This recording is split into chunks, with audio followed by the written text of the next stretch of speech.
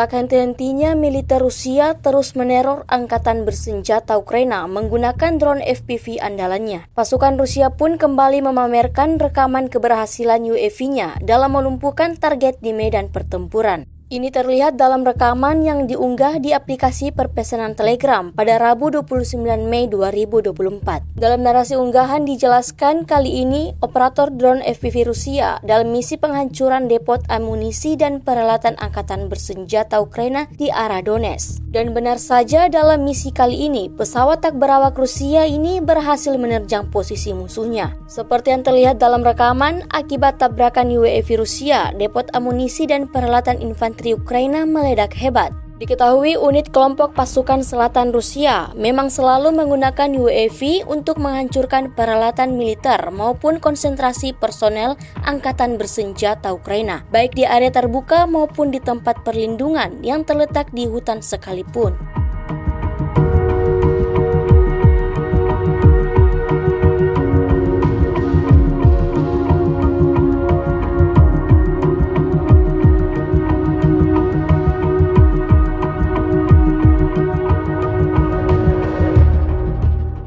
Download Tribun X sekarang, menghadirkan lokal menjadi Indonesia.